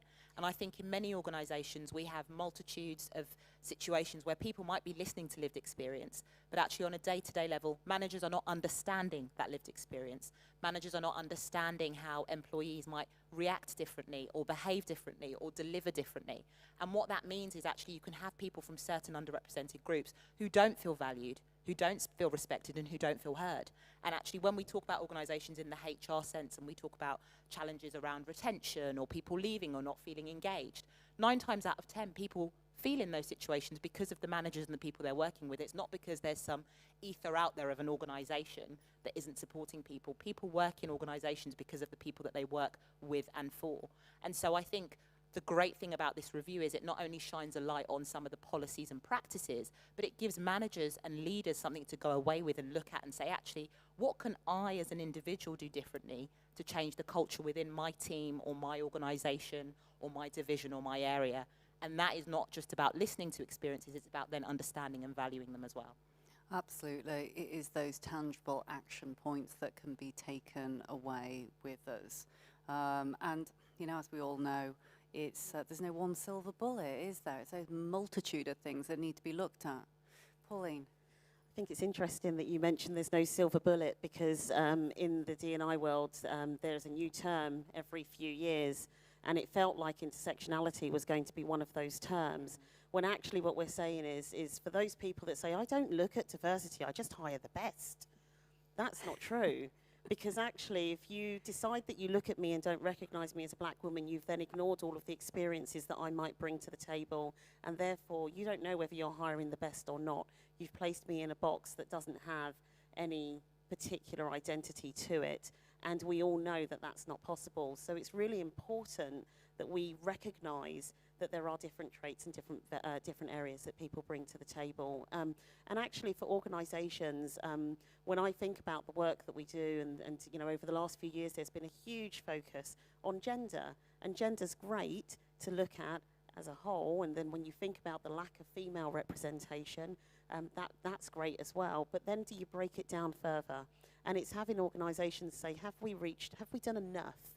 Have we actually created a truly equitable place for everyone to be able to achieve their full potential? And that's why the intersectional aspects of people, I don't typically use the word, but I absolutely say you've got to look at it from every single lens and so many different facets. So I think it's really valuable that you bring all of these pieces into one report, because having gone through so many reviews in the past and then going, well, yeah, that's great, but that's only one angle of what we do.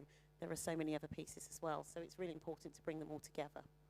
Thanks so much. And it's apt with the new role. It is culture, isn't it? You know, it is about that culture. And I know that you are all fans of culture and obviously very well versed in diversity, inclusion and belonging. But I think when we talk about culture, when we talk about diversity and inclusion, it is a living, breathing, sleeping thing. It's something that will never be done. I was trying to explain to a CEO the other day, and I said it's like getting married. I know my husband is listening, but it's like getting married. It's never, you get married because you love the person, but you know it's never going to be completely perfect. You are in that relationship because you love them, because you care about growing, evolving, moving on together. And it's kind of the same.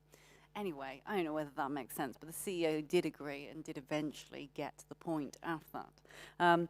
But I'm going to be a little bit provocative here, if I may, because I know that you all know a lot about diversity and inclusion, but how have your views changed with regards to the report? And perhaps even for those that are listening in at home thinking, oh, well, is this the converted preaching to the converted? I think there's something that we can all learn on that subject. So how have your views changed? Have your views changed when it came to filling out the report?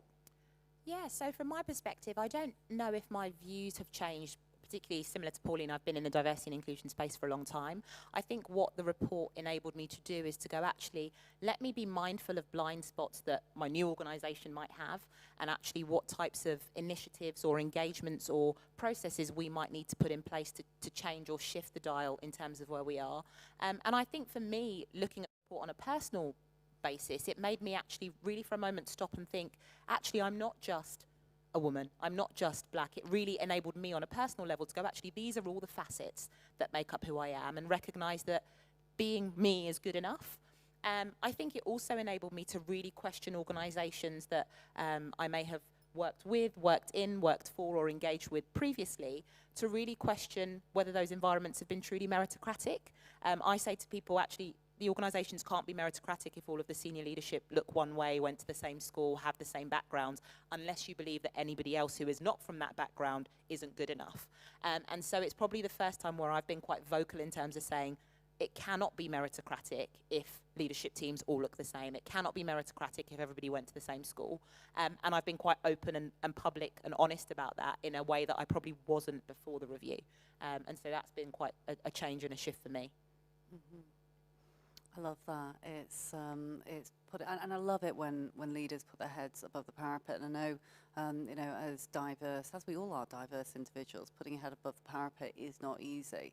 You know, to a degree, does it get easier? I wonder as you know, we get more senior. Question mark. I'm not sure, but it is. You know, it's something that absolutely should be recognised. Yeah. Anna, your. So, as Pauline said, you get to review many submissions in the type of roles that we do. And it was really brilliant to be reviewing something that was across so many facets. I've never had to do that before. And it did really make me think. And I must praise you because I think the questions were really well worded. So they did make me think, are we actually doing everything we could in that area? No, we're not. There's more we could do. But just reading all 10 pieces in one go really reminded you of the importance of intersectionality to what we've just said. Thinking about your question, does it get easier as you get more senior? I think it does, to be honest. If it really matters to you, then you have to stand up and talk about it, and that authenticity will shine through and help you make your point strongly. I do think as we get more senior, you have to challenge on meritocracy, because you will find, maybe it's obvious, but as you get more senior in the organisation, you're with more senior people, and everyone will like to think you get there because the organisation is a meritocracy. So challenging on that point, making sure that people from representing all different parts of your organisation do have the opportunity to fulfil their potential and become leaders is really, really important. I think I'd challenge Anna just on one element though. I think the point that you made around leaders is really important, because I think you are more able to say what you think the more senior you become, and you're able to have a perspective without fear in some ways of repercussions. But one of the things that I've realised, particularly actually in my new role, is also when you're from an underrepresented group and you may be one of a minority in that senior leadership position, the volume or the level of responsibility that comes with that, where people are looking to you going, you are the only female, or you are the only black person, or you are the only whatever it might be, means that actually it becomes a lot harder. And whereas before you could almost keep your head below the parapet to some degree because you were in middle management or you were more junior in the organisation and there was a little bit more critical mass, when you become more senior and there's only one of you, actually the level of responsibility that you feel, I feel significantly increases in some ways. And I can see Pauline sort of nodding along on the side there. And again, that might be an element of intersectionality, whereby as a black female there are fewer than there may be of white females, for example, in leadership positions. And so that's something that I feel again, being really honest, I've only learned relatively recently as that's become more apparent to me. I think you're right. I think there are individuals that I know that don't necessarily want to be the poster child. They don't want to be the one that speaks up. And I think it's a really interesting one. A good psychologist, John Amici, said, you don't get to choose to be a role model. Yeah. I just think it's a brilliant point. You don't get to choose that. As you grow, as you gain further up the ranks, as you move into senior positions, you will become a role model for some people, even for those that are more junior. Will be role models, and you may not want to be a role model, but people will look to you and expect you to deliver something. They will see something in what you're doing, how you operate, or even just admire and respect the position that you've achieved in your own career. So I think there's an element of recognizing role models and recognizing that we all have the ability to be a role model in that perspective. And sometimes, it's really difficult to find your voice as a senior, underrepresented professional in an organisation. It can be really difficult, and actually sometimes people are looking at you to be the one that speaks up.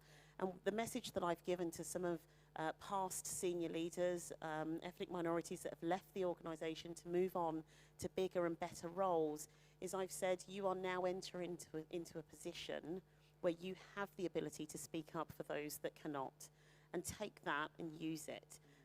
Because they realise that maybe they didn't use their voice when they could. And that's always the thing that, I think about what's changed over the years. So there are times when I didn't use my voice. And I've got quite a loud voice, and I'm really not that shy. But I do think there are times when I could have used my voice even more. Yeah. So now I'm happy to use my voice, because actually it's really important to be able to speak up and stand up for those that can't. And to feel supported in doing that, so to feel as though you're in an environment where you can use your voice. Oh, absolutely. Yeah. We were talking earlier, without having the right senior leader, without having the right chief exec, there's no point in us being there. It's an expensive and waste of time and resource. You don't want somebody in role that's trying to drive that work through and not have the senior leaders at the top of the organisation really committed and driving through. So what I think is great about the report is that it allows you to touch different people for different causes, different areas that mean something to them.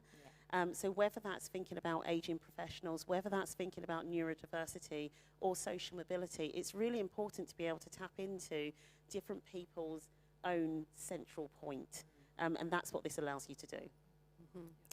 Do you know, what you were saying there made me think of a statistic. And those that know me, I've re-quoted this so many times, but 30% is that is the percentage for individuals that are in the minority within, be it a boardroom setting, be it in a personal setting. If they are in a minority, they spend 30% of that time worrying about how to fit in.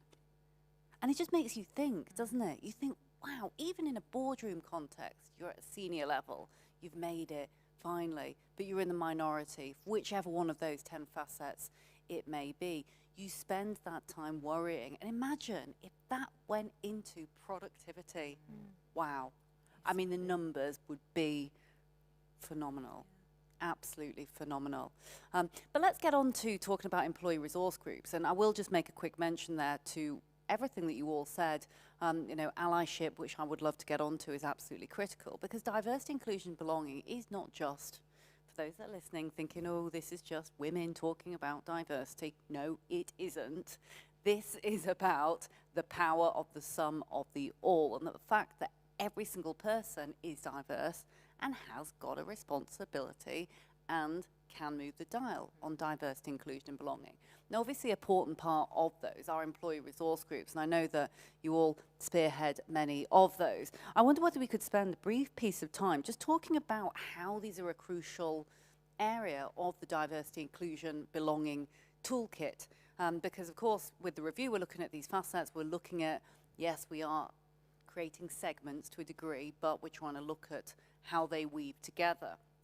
Are there any stories that you can share, albeit you're all new into your new roles, but stories that you can share, whether past or present, about the power of these employee resource groups, which ultimately show the power of many is collectively more important than the individual?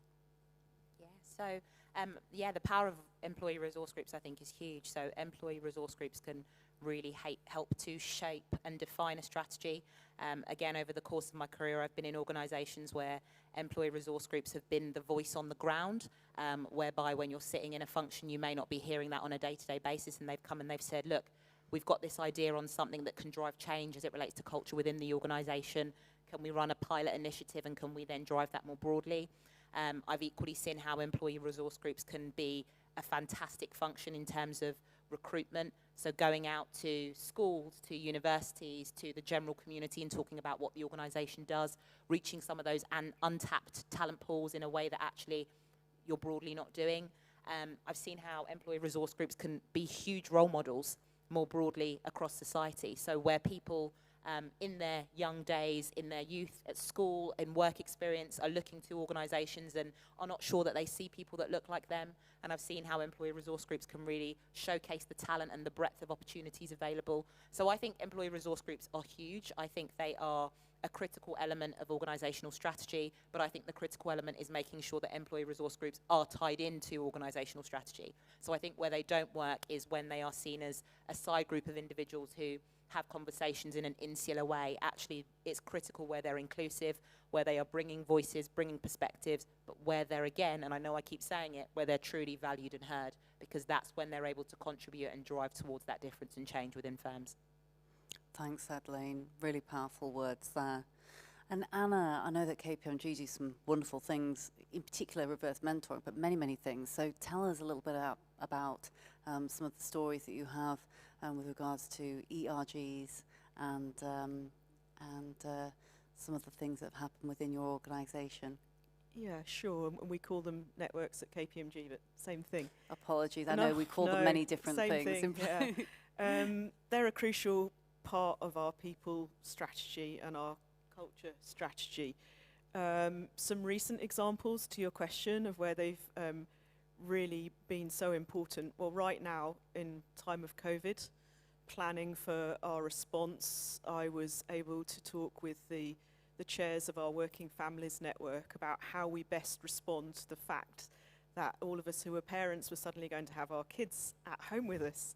And what was that going to mean? And that led us to developing a special leave code which said you charge your time. If your family commitments, dependent care commitments mean you can't work your contracted hours at any time during the working week, there's a code to charge your time to. And talking with the Working Families Network, I know how important that was and what a relief it was to people.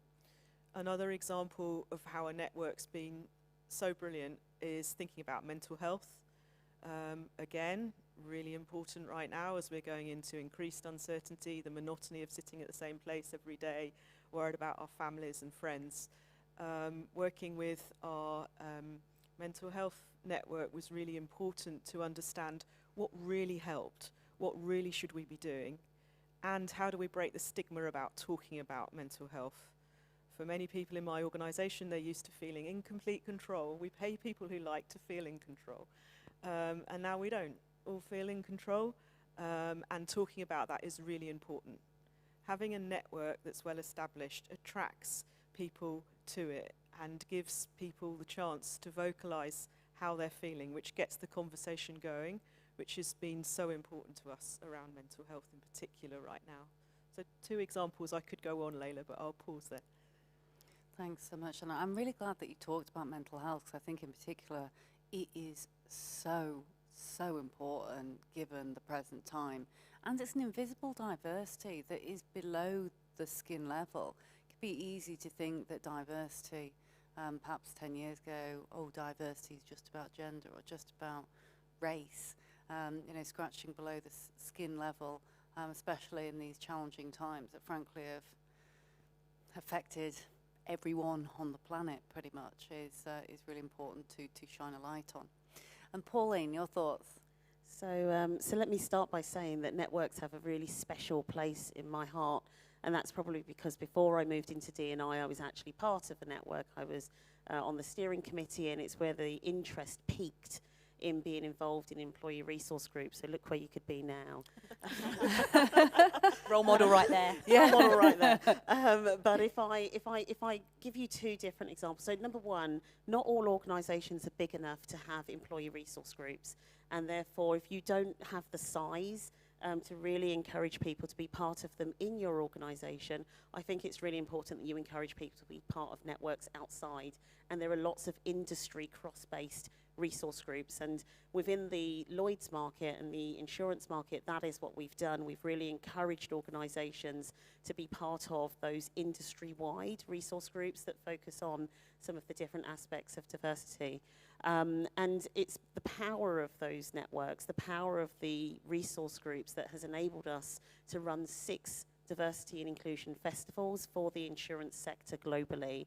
So our Dive In Festival has just concluded last month, or actually in September, and we were able to attract and have 30,000 people participate in a 3-day festival across the globe. And I think, and the only way we were able to do that was by tapping into volunteers, because that's who your resource groups are. They're volunteers, people that are passionate about their own space, that they're passionate about being who they are and connecting with other people and helping to drive your organisation forward. And for us, those individual volunteers across all of those resource groups, either in organisation or across sector, have been driving a dialogue around diversity and inclusion globally for the insurance sector. So, special place, they are invaluable. They are grassroots. They really will tell you what's there. The voice of inclusion really is at the employee resource group level. I love that point around working outside your organisation as well. I think that's really important, because networks, employee resource groups, they give you a sense of belonging within your organisation, but sometimes you need to feel that outside too, don't you? Absolutely. Yeah, it's a really important point, and one of the things we've been focusing in the accountancy world is, after Black Lives Matter, having a black talent network across the big 6, and that's going to be really exciting. It's just what you need. Thanks. Huge source of support as well, to Anna's point around, actually there are some challenges that you might face or some experiences that you might face both inside or outside your organisation where maybe you don't know who to go to or you don't know who to connect with. And actually, if I think about my time actually both as a D&I practitioner but also more broadly, often my employee networks or the people I'm connected to via those employee networks have been my source of support, where I say I'm really struggling with this or I don't know what to do about that, and they will give advice based on their perspective, but actually it's a place where I feel I'm understood. Again, I keep banging on back about being understood and being valued, but it's a place where I feel that voice and perspective is understood. But it is absolutely true, and I think it's good that we are all saying a lot of the similar things, because it reinforces the thoughts and the power of these networks, and not just employee networks as well, but external networks. The power of peer-to-peer learning, sharing, transferable methodologies, absolutely critical, and it is proven the fastest way to move the dial, and so we must learn and share with each other, from each other. And I'll just add, you know, as critical as they are, what makes them really powerful is the connection with leaders. Yeah. So you cannot give the work to the employee resource groups and ask them to go fix it. It doesn't work like that. It's got to be an entire system of leadership, managers, and your resource groups working to move the dial together. So before we move on to our last question, I will just say thank you again for all of you being part of this. And for those that haven't taken part yet in the survey, let these leaders here be testament of why you absolutely should. The amount of times the team and I had, oh, but we're not ready to share our diversity, inclusion and belonging story. And for anyone that's thinking, oh, but they've all done so much stuff already. Yes, they have, and they should be commended for that. But no one is ever finished on this, and there is nothing wrong with being honest and candid and saying where you are. Why wait? The time is now. We're never going to be perfect, so let's recognise where we are and let's keep pushing on. So I'm going to roll the last two questions into one, if that's okay, because you know I could sit here and talk to you all literally forever and a day. So I'm going to ask what your organisation's biggest achievement is, or you could say your own achievement. I can see you all smiling, so clearly there's loads of them. I'm going to let you have one, and that's kind of it, maybe two if you're lucky. But then also, your closing call to action. For everyone who is listening in this evening, everyone who's live streaming from Yahoo Finance and Verizon Media, thank you very much, or watching on our Dial Global website, what is your call to action, the thing that you want to say to people or a person and have them listen and not just say, that was a lovely panel, but now I'm going to go back to life. Action, action, action. Okay, so to roll both of those questions into one, so for me, massive thing I'm really proud of, which I know I've spoken to you about earlier, is the launch of the Football Leadership Diversity Code, which we launched last week. As you mentioned, I've only been in role, I think this is week 7 or week 8, and it's a massive call to action across the landscape of professional football to look at increasing transparency and accountability. So I couldn't have been prouder to be involved in that, and couldn't have been more supported by my CEO, Mark Bullingham. So delighted. And I think it's really going to drive change across the football landscape, which I think is a space that needs that change. And in terms of my call to action, I think it would be, number 1, remember that being you is always good enough. Number 2, remember that actually it is about all of us, so we all have collective responsibility for driving forward change in this space. It's not just about individuals from underrepresented groups. Allies have a huge role to play as well. And number 3, recognise that organisational cultures exist because of individuals. And so again, each and every one of the individuals watching this, each and every one of the leaders have the chance and the opportunity to drive that change forward by taking some personal accountability and deciding when they wake up tomorrow, what am I going to do differently? Anna. So I think the thing I'd talk about in terms of achievement is we love data at KPMG. Ben mentioned the power of data earlier, and I think that's absolutely right. So for us, what's helped us drive change on our journey, and it is a journey, we're certainly not there yet, has been setting ourselves targets for representation publicly declaring that, sharing our pay gap, gender, ethnicity before we had to. Saying that publicly is one thing, but then talking about it within our organisation, breaking it down within our organisation to divisional level. So there's clear accountability. And with clear accountability comes explaining your data and then explaining what you're going to do about it, which does lead to a more inclusive leadership conversation and helps you move towards equality of opportunity. So talking about data, not just us in HR, but making sure your business leaders are talking about data and explaining their data is really crucial. In terms of a message to take forward, there's so much going on in our world right now. You have to keep this conversation high up on the leadership agenda. Make sure it's not the thing that's always just missed off, always last on the agenda, so it's a 2-minute conversation, not the 30-minute conversation at the start of a meeting. So that for me is the key thing for all of us, wherever we are in an organisation, to be the one saying, let's talk about this. Let's make sure it is on the board agenda, it is on the executive board agenda. So I think I'd say the progress that we've made in the insurance sector over the last 5 or 6 years is one that I can be proud of. When I joined, there were very few D&I managers and none in the Lloyd's market. So I think we've made horrendous strides, given that many firms have been on this journey for 10, 20 years.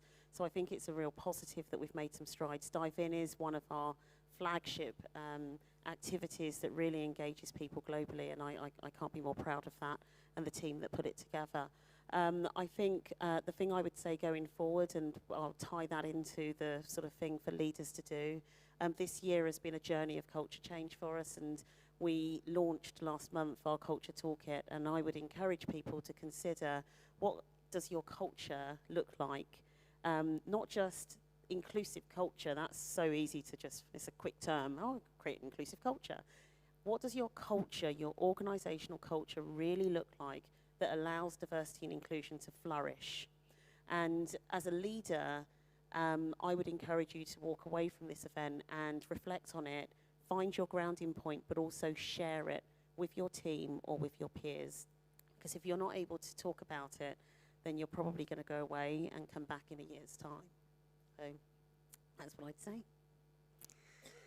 Thank you so much. Normally I'd do a summary, but there were so many pearls of wisdom in that, I don't even know where to start. So what I will say is thank you so much for joining me on this panel this evening. It's great to hear all of the stories that you have shared, both personally and professionally.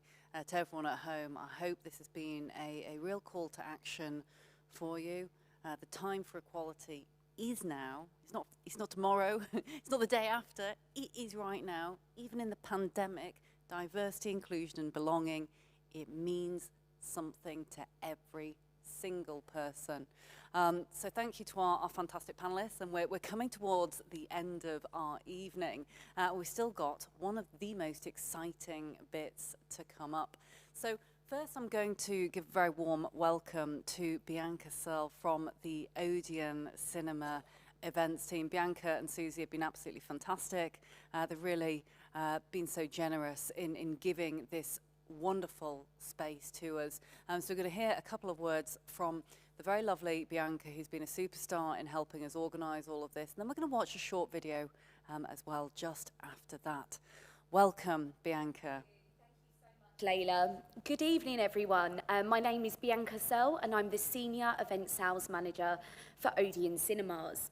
I would like to start by saying a huge thank you to everyone for virtually zooming in this evening, and also how delighted we are and grateful to be hosting the event this evening.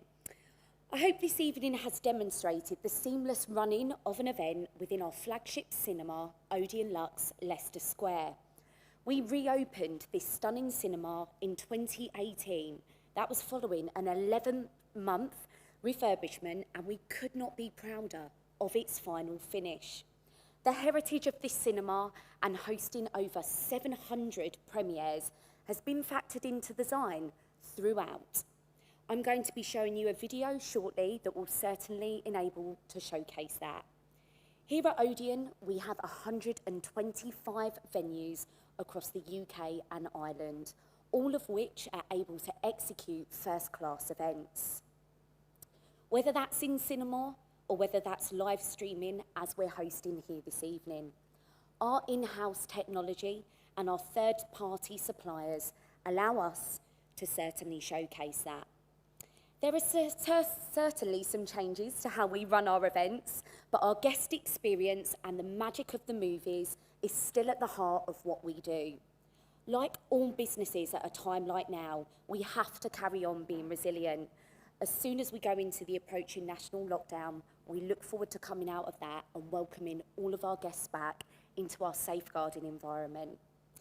I would like to thank you all virtually for attending this evening, and I do hope to get the chance to meet some of you, whether that's face-to-face or virtually via Zoom, for a site visit in the near future. We have a fantastic video to show you now of a previous event that we had here at Odeon Luxe Leicester Square, and thank you once again.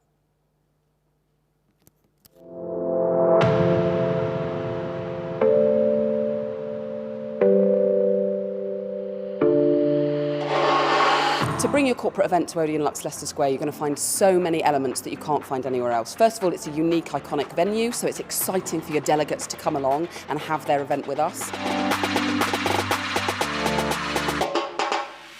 In our auditorium, you've got the very best Dolby sound and vision, and your guests will be totally immersed in the message that you're delivering to them whilst they sit in luxury comfort in our reclining seats.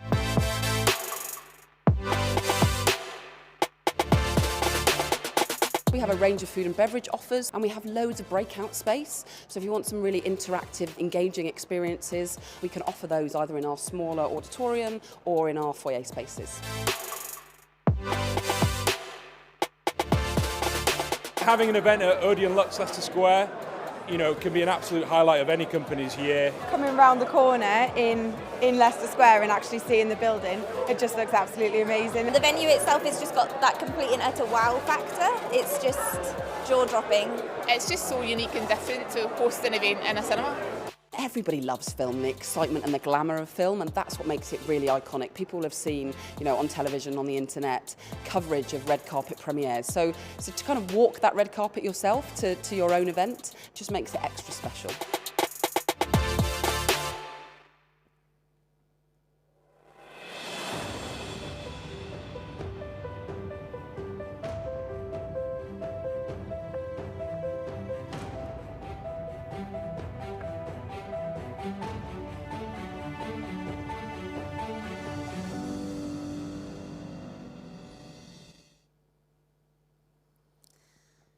Well, it's the moment that we have all been waiting for, and that is the announcement of our top 25 organisations across all of the 10 holistic facets of the dial. To announce in lovely gold envelopes the top 25, we're going to be hearing from Susie Welsh, who is the Chief People Officer of Odeon, has been an incredible support for this evening. Is also on the review committee for the McKenzie Delis Packer Review and advisory board member for Dial Global, and Rebecca Halliday, who is our community engagement manager here at Dial. And Bex, you and Jodie have been superstars tonight. So over to you both. Okay, so out of the organisations that took part, the top 25 performers across all 10 facets are KPMG, NatWest Group, Auto Trader Group, Schroders, Tesco, Barratt Developments, Rotherham, Doncaster and South Humber NHS Foundation Trust, Lloyds of London, Ipsos Mori, the FA, the Newcastle upon Tyne Hospitals NHS Foundation Trust, St James's Place, County Durham and Darlington NHS Foundation Trust, Yeovil District Hospital NHS Foundation Trust, Gloucestershire Health Care and Care NHS Foundation Trust, South West Yorkshire Partnership NHS Foundation Trust, First Group, the Christie NHS Foundation Trust, Berkshire Health Care NHS Foundation Trust, Britvic, Severn Trent, Airedale NHS Foundation Trust, Boots UK as part of Walgreens Boots Alliance, Relex, and Rent-A-Kill Initial. Wow, it's just amazing to see that so many organisations have taken part in this first year. So huge congratulations, lots of virtual rounds of applauses happening in our cinema here this evening, and hopefully at home as well. You know, well done to those that were featured, but also let this be a call to action. We really want to champion and celebrate those that have done superb jobs.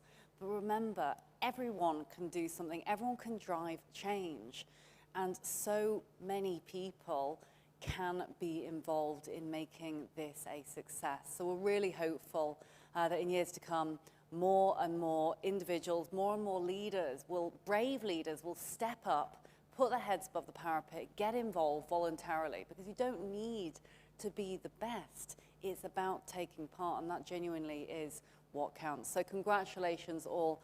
Thank you so much, Susie and Rebecca, for presenting those top 25, and on with the next part of our evening. Thanks, Layla. So just before we announce the end of the evening, I just wanted to take just a second just to recognise Layla, our amazing CEO and founder of the McKenzie Delis Packer Review. The resilience and determination that you've shown across this year to make this happen has been inspirational.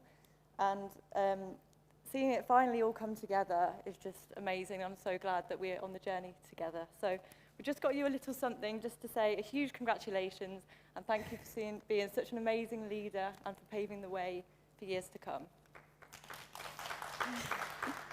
This wasn't in the script. And oh, thanks. I don't know what to say. This was not in the script, guys. Thank you.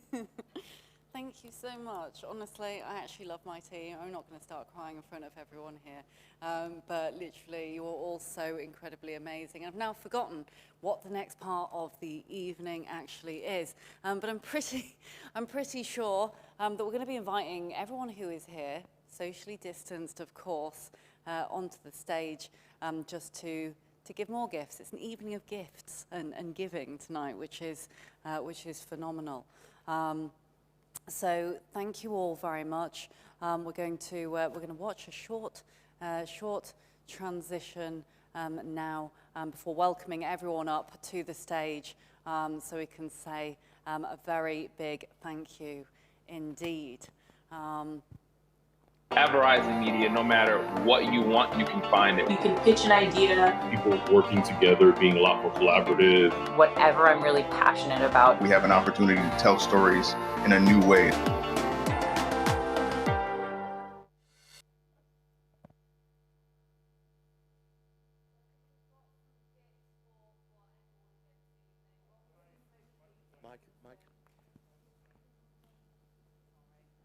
Thank you.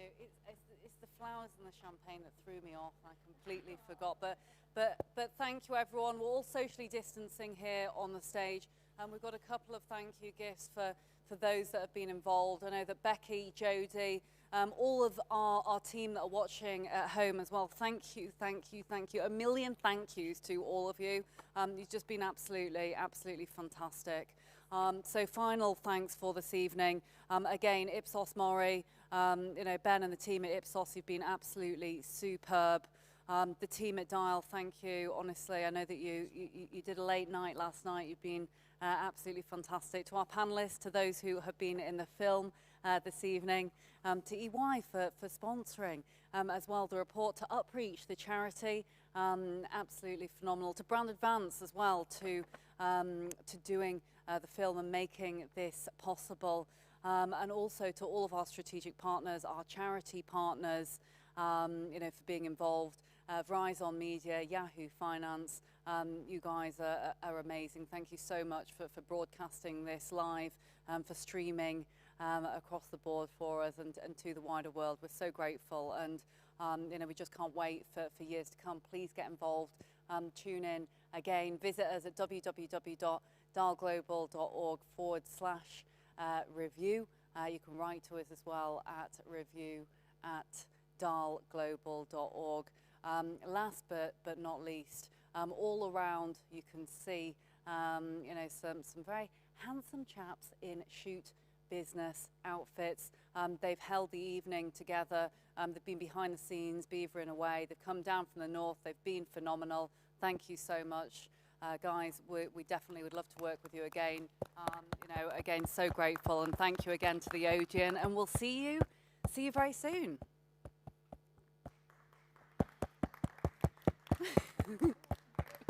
At Verizon Media, no matter what you want, you can find it. You can pitch an idea. People working together, being a lot more collaborative. Whatever I'm really passionate about. We have an opportunity to tell stories in a new way.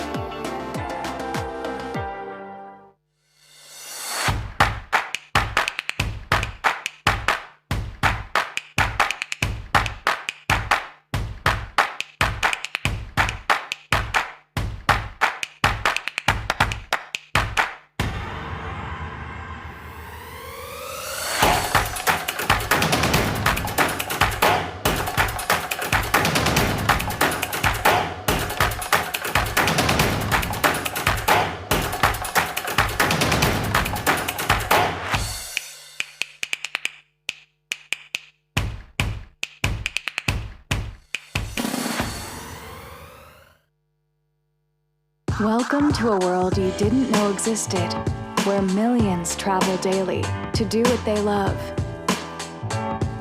in the places they trust.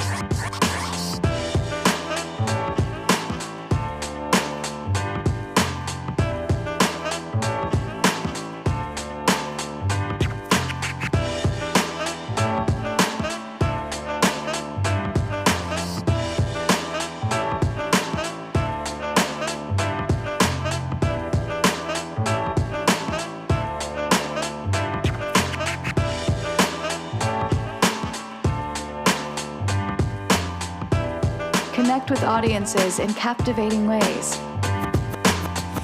We are Verizon Media.